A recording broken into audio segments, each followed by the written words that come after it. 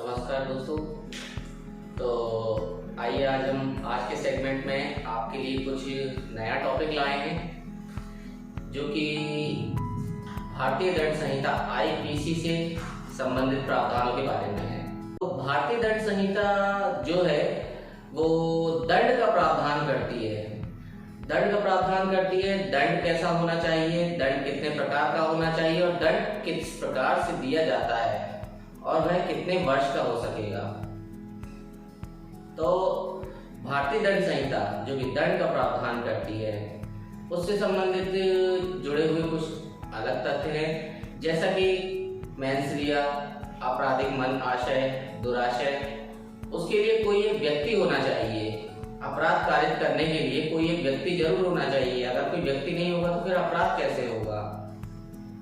यदि कोई व्यक्ति नहीं होगा तो फिर अपराध कैसे होगा और फिर दंड किसे दिया जाएगा? यहाँ तो हो गई किसी व्यक्ति की बात। व्यक्ति कोई मनुष्य भी हो सकता है, कोई नर नारी, आदमी, औरत, बच्चा, कोई भी हो सकता है।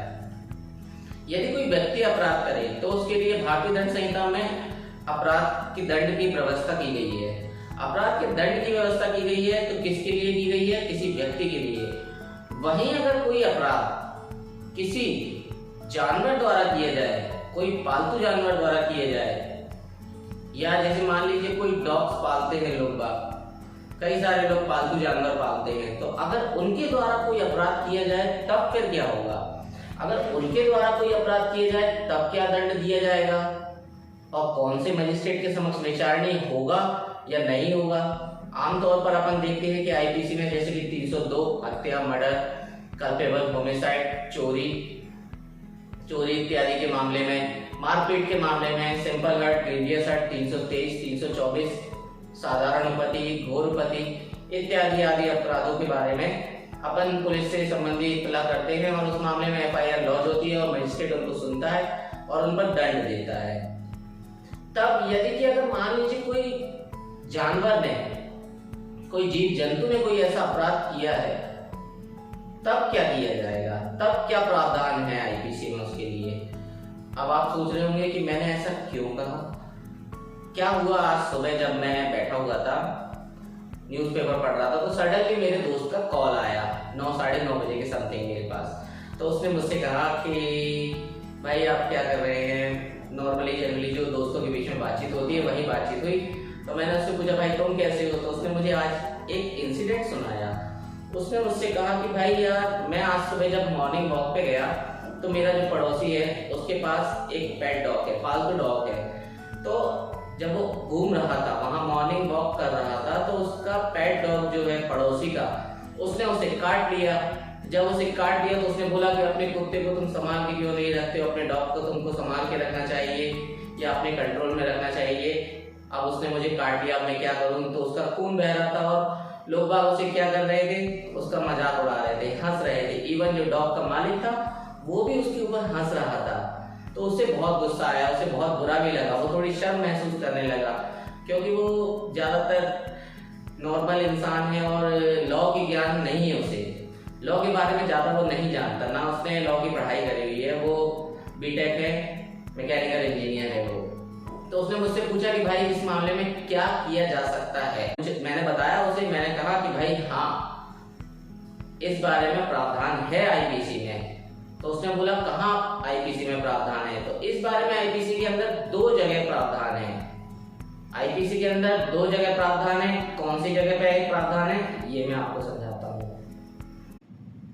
मैंने उसे बताया कि आईपीसी के सेक्शन 350 में फोर्स के बारे में समझाया गया है, बल, आपराधिक बल क्या होता है। वहीं आईपीसी के सेक्शन 351, 351 में असॉल्ट यानी कि हमले के बारे में समझाया गया है।